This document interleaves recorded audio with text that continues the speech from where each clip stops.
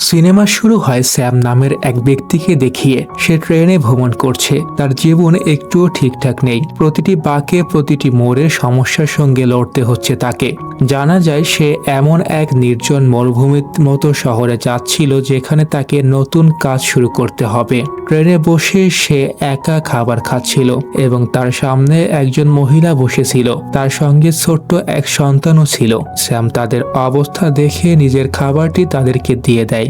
Station থেকে নেমে যখন সে বের হয়, পুরোটা জায়গা শুনশান। কোম্পানি বলেছিল যে রিক নামের একজন লোক তাকে নিয়ে যাবে, কিন্তু সে কাউকে দেখতে পায় না। স্যাম চারপাশ ঘুরে দেখে, তারপর ঘরে ঢুকে একজন লোককে দেখতে পায়। স্যাম তার সঙ্গে কথা বলার চেষ্টা করে, কিন্তু ওই লোকটি তাকে উপেক্ষা করে।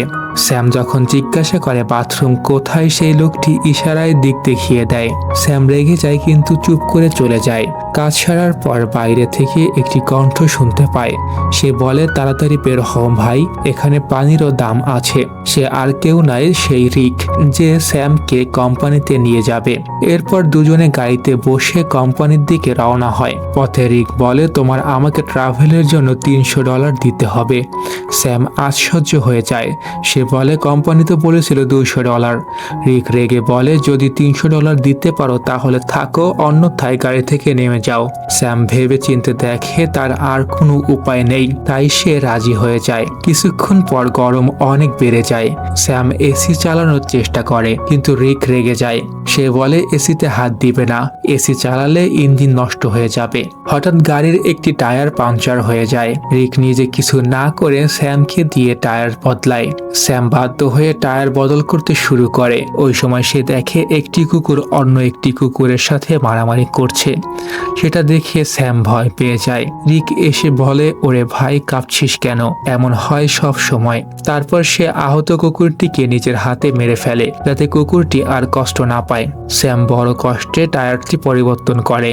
তারপর দুজনে আবার গাড়িতে বসে রওনা দেয়। রাতের জ্বালানি নেওয়ার জন্য তারা একটি জায়গায় গাড়ি থামায় এবং সেখানেই রাত কাটানোর পরিকল্পনা করে। দুজনে কাঠ জোগাড় করে আগুন জ্বালায়। রিক জিজ্ঞাসা করে, তুমি এত দূরে কেন কোম্পানিতে যাচ্ছ? স্যাম বলে, জীবনটা আসলে অনেক কষ্টের। আমি কারো দাস হয়ে থাকতে চাই না। তাই আমার বিশ্বাস ওই কোম্পানিতে আমি ভালো একটি চাকরি পেয়ে যাব এবং ভালো একটি চাকরি পেলে আমার জীবন স্বাবলম্বী হয়ে যাবে। রিক বলে, তুমি ভালো মানুষ, কিন্তু যেখানে যাচ্ছ সেখানে সবাই রক্তচোষা মানুষ। সোজা মানুষ সেখানে টিকে থাকতে পারবে না। স্যাম বলে, চলো দেখি কি হয়। পরের দিন আবার চলা শুরু হয়।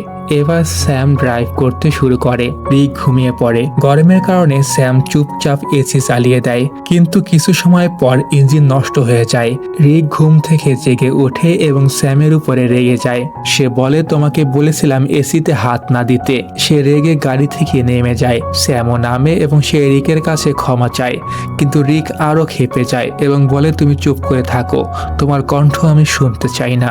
এরপর স্যাম প্রসাব করতে একটু দূরে যায়। একটু দূরে গিয়ে সে একটা ঝকঝকে আলোর আস্তরণের পাথর দেখে। কাছাকাছি গিয়ে সে লক্ষ্য করে এটা খাঁটি সোনা। সে তৎক্ষণাৎ রিককে ডেকে বলে, এদিকে আসো। সে বলে, এটা কি আমি স্বপ্ন দেখছি? রিক দেখেই স্তব্ধ হয়ে যায়। সে লাইটার হাতে নিয়ে আগুনের উপর জ্বালায় এবং বলে, যদি কালো হয়ে যায় তাহলে এটি নরমাল পাথর, না হলে খাঁটি সোনা। আগুনেও পাথরের কিছু হয় না, পাথর আগের মতোই থাকে, অর্থাৎ এটি খাঁটি সোনা। এরপর তারা সব জিনিস বের করে রেডি হয়। তারা গর্ত খুঁড়তে শুরু করে সোনাটি বের করার জন্য। তারা সর্বশক্তি দিয়ে পাথরটি খোঁড়ে, কিন্তু পাথর নড়ে না। রিক জলদি করে দড়ি বের করে সোনাটি গাড়ির সঙ্গে বেঁধে উঠানোর চেষ্টা করে, কিন্তু দড়ি ছিঁড়ে যায়, কারণ সোনা অনেক ভারী ছিল। তারপর দুজনে দিনভর খনন করে। সূর্য ডুবে আসে। রিক এবং আদিল মিলে কাঠ জোগাড় করে, কারণ বন্য কুকুরেরা রয়েছে। রাত হলে তারা আক্রমণ করবে। আগুন জ্বালালে তারা ভয়ে পালিয়ে যাবে। রিক স্যামের কাছে গিয়ে আলিঙ্গন করে বলে, আমি তোমাকে এসিওয়ালা কার দিব। রাতে তারা বসে পরিকল্পনা করে। রিক বলে, এই সোনার পাথরটি অনেক বড়। যদি আমরা মাছ ধরে খনন করি তবুও এটি বের করতে পারবো না। তাই একজন এখানে সোনার পাশে থেকে সোনা পাহারা দেব এবং অন্যজন যাব খননের মেশিন আনতে। স্যাম বলে, বন্ধু তুমি যাও, আমি পাথরের দিকে নজর রাখছি। রিক বলে, না ভাই তুমি যাও, আমি পাথরের পাশে আছি। এটা মরুভূমির সবদিকে বন্য প্রাণী, তুমি তাদেরকে সহ্য করতে পারবে না। শ্যাম বলে, না তুমি যাও, টেনশন করো না, ব্যাপার না, আমি এখানে সার্ভাইভ করতে পারবো। আর তুমি তো চোর, তুমি হয়তো সোনা নিয়ে পালিয়ে যাবে। স্যাম রিকের দিকে তাকিয়ে বলে, তোমার উপর ভরসা করব কিভাবে? রিক বলে, ঠিক আছে আমিই যাব, তুমি সোনার পাহারা দাও। পরের দিন তারা মালামাল ভাগাভাগি করে নেয়। রিক স্যামকে একটা স্যাটেলাইট ফোন দেয় যেন দুজন একে অপরের সঙ্গে যোগাযোগ করতে পারে। রিক বলে, আমার এক বন্ধুর কাছে খনন করার মেশিন আছে, ওর কাছ থেকেই আনবো, শুধু দোয়া করো যেন গাড়ি রাস্তায় নষ্ট হয়ে না যায়। ফিরতে আমার 5 দিনের মতো সময় লাগতে পারে। তারপর রিক রওনা দেয়। স্যাম সোনার উপর মাটি দিয়ে ঢেকে দেয় যাতে কেউ পাশ দিয়ে গেলে কিছু বুঝতে না পারে। সে পাথরের পাশে একটা ছোট্ট তাঁবু খাটিয়ে নিজের সব জিনিসপত্র সেখানে রাখে। সূর্য ডোবার আগে সে কাঠ জোগাড় করে রাখে রাতে আগুন জ্বালানোর জন্য। রাতে সে আগুন জ্বালিয়ে বসে থাকে, খানিকটা খাবার খায়, বাকিটা রেখে দেয়। হঠাৎ দূর থেকে বন্য কুকুরদের হুঙ্কার আওয়াজ শুনতে পায়। মনে হয় একা থাকার কারণে সে এখন খুবই সহজ শিকার। ভয়ে কাঁপতে থাকে, হাতে ছুরি নিয়ে সে ঘুমিয়ে পড়ে। পরদিন সকালে প্রচন্ড রোদে তার ঘুম ভাঙে, শরীর গরমে ক্লান্ত, ত্বক জ্বলে যাচ্ছে। হঠাৎ স্যাটেলাইট ফোন বেজে ওঠে। স্যাম দৌড়ে গিয়ে ফোন ধরে, কিন্তু ততক্ষণে কল কেটে যায়। সে তাঁবুর ভিতরে বসে সোনার দিকে তাকিয়ে ভাবে এটা বিক্রি করে প্রথমে একটা বড় বাড়ি কিনবে। তারপর সে আশেপাশে ঘুরতে বের হয়। একটু দূরে একটি বিধ্বস্ত বিমান দেখতে পায়। তাড়াতাড়ি সেখানে যায় এবং ঠিক করে সেখানে থাকবে, কিন্তু সেখান থেকে সোনার চূড়া দেখা যায় না। তাই সে বিমানের কিছু টুকরো এনে সোনার কাছে একটি নতুন টেন্ট বানিয়ে ফেলে। কিছুক্ষণ বিশ্রাম নেয় পানি বাঁচানোর জন্য, শরীর ঠান্ডা রাখার জন্য। হঠাৎ বাইরে থেকে শব্দ আসে, যেন কেউ সোনার পাহাড় খুঁড়ছে। স্যাম দৌড়ে বের হয়ে আসে, কিন্তু কিছুই নেই, সোনার আগের মতোই আছে। সে পাথরের পাশে বসে যায়, আর হঠাৎ মাথায় আসে একটা আইডিয়া, কেননা একটা টুকরো কেটে রাখি। সে একটা পাথর তুলে সোনায় আঘাত করতে থাকে। অবশেষে একটা বড় টুকরো আলাদা করতে সফল হয়। সে টুকরোটি পরিষ্কার করে নিজের কাছে রেখে দেয়। তখনই ফোন বেজে ওঠে। রিক কল করে। স্যাম বলে, ও ভাই তুমি কোথায়? সূর্য আমাকে পুড়িয়ে ফেলছে। রিক বলে, গাড়ির ইঞ্জিন নষ্ট হয়েছে, একটু দেরি হবে। স্যাম বলে, তাড়াতাড়ি করো, আমি অনেক তৃষ্ণার্ত। রিক বলে, আরো কয়েকদিন সময় লাগবে। এটা বলে সে কল কেটে দেয়। রাতে স্যাম আগুনের সামনে বসে থাকে, চারপাশে কুকুরেরা চেঁচাতে শুরু করে। স্যামের মনে হয় যদি সবাই মিলে আক্রমণ করে, তাই সে জ্বলন্ত কাঠ হাতে তুলে নেয় ভয় দেখানোর জন্য। সে পুরো রাত জেগে কাটায়, ভয়ে চোখে ঘুম আসে না। সকালে ঘুমাতে চায়, কিন্তু সূর্যের তাপ শরীরে পড়ে যাচ্ছিল, ব্যথায় ঘুমাতে পারে না। পানি খেতে যায়, কিন্তু বোতলে অল্পই পানি ছিল। তারপর সে আবার বিমান ধ্বংসাবশের দিকে যায়, আশা করে হয়তো সেখানে কোনো খাবার পাওয়া যাবে। হঠাৎ দূর থেকে একজন মানুষ আসতে দেখে। সে সঙ্গে সঙ্গে লুকিয়ে পড়ে বিমানের ভিতরে, কিন্তু সেই মানুষ কাছে আসে আর ডাক দেয়, বাইরে এসো। স্যাম অবাক, কারণ সামনে একজন মেয়ে দাঁড়িয়েছিল। মেয়েটি বলে, তুমি এখানে কি করছো? এই জায়গায় কেন এসেছো? স্যাম কিছু বলে না, চুপচাপ থাকে। কিছুক্ষণ পর সে বলে, তুমি চাইলে এই প্লেনে থাকতে পারো। এটা বলে সে নিজে বের হয়ে যায়। মেয়েটি সন্দেহ করে বলে, তুমি আমার কাছ থেকে কিছু লুকাচ্ছ। সে স্যামের পেছনে পেছনে চলতে শুরু করে এবং শেষে তার ক্যাম্পে পৌঁছে যায়। সে জিজ্ঞাসা করে, তুমি এখানে এলে কিভাবে? স্যাম ভয় পেয়ে যায়, ভাবে এই মেয়েটি যদি সোনা দেখে ফেলে, তাকে এখনই সরাতে হবে। সে বলে, তুমি আমার পেছনে কেন এসেছো?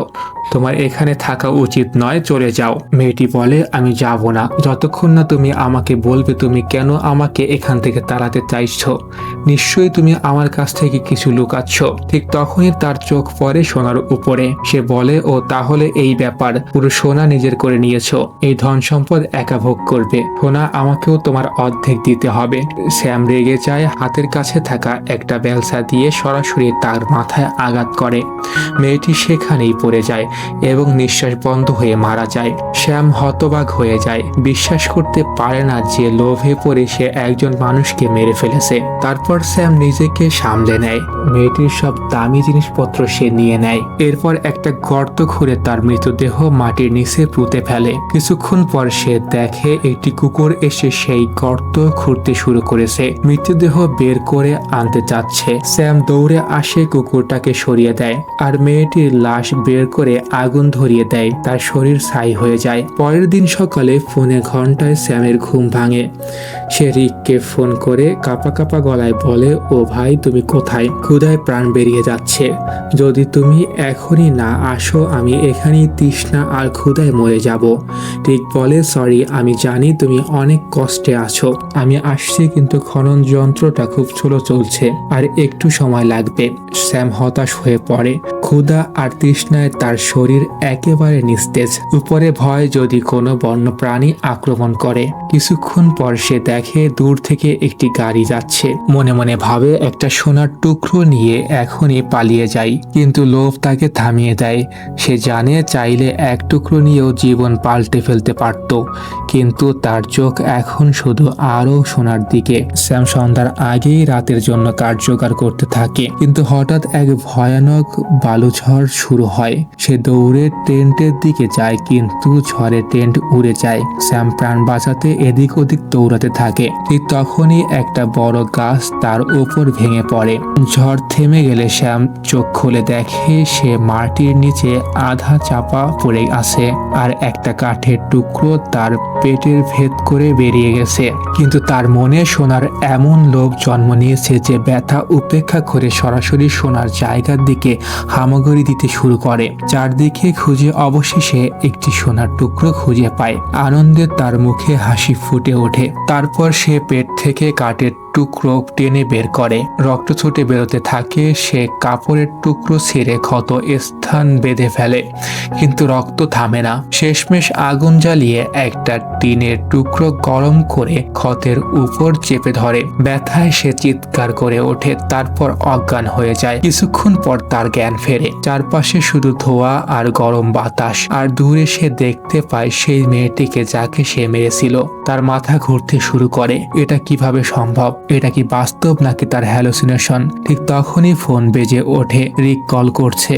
শ্যাম চিৎকার করে বলে, ভাই ওই মেয়ে চারদিকে দেখা যাচ্ছে। রিক বলে, কোন মেয়ে? দেখ, কেউ যেন সোনার কথা না জানে, যদি কেউ জেনে যায় মেরে ফেলিস তাকে। কিন্তু স্যামের অবস্থা তখন এতটাই খারাপ যে সে কেউকে মারবে তো দূরের কথা, নিজে দাঁড়াতেও পারছে না। মাটিতে হামাগুড়ি দিচ্ছে, কষ্টে নিঃশ্বাস নিচ্ছে। হঠাৎ সামনে সেই মেয়েটি দাঁড়িয়ে, কিন্তু এবার তার মুখে কোনো ক্ষত নেই। সে স্যামকে পানি দেয়, সাহায্য করতে চায়, কিন্তু স্যাম লোভে অন্ধ হয়ে সাহায্য নিতে অস্বীকৃতি জানায়। সে কাঁপা কণ্ঠে বলে, আমি তোমাকে মেরে ফেলেছিলাম, দূরে যাও। মেয়েটি শান্তভাবে বলে, আমাকে শুধু এতটুকু বলো, আমার যমজ বোনকে কি তুমি এই পথে দেখেছো? স্যামের বুক ধক করে ওঠে। তখনই বুঝতে পারে এটা কোনো ভ্রম নয়, এটা সেই মেয়ের যমজ বোন। সে বলে, না, আমি কাউকে দেখিনি, তুমি এখান থেকে চলে যাও। মেয়েটি তাকে এক দৃষ্টি দেখে, তারপর ধীরে ধীরে সরে যায়। কিছুক্ষণ পর জঙ্গলের কুকুররা স্যামের চারপাশে জড়ো হতে শুরু করে। তারা ঘেউ ঘেউ করে ঘিরে ধরে তাকে।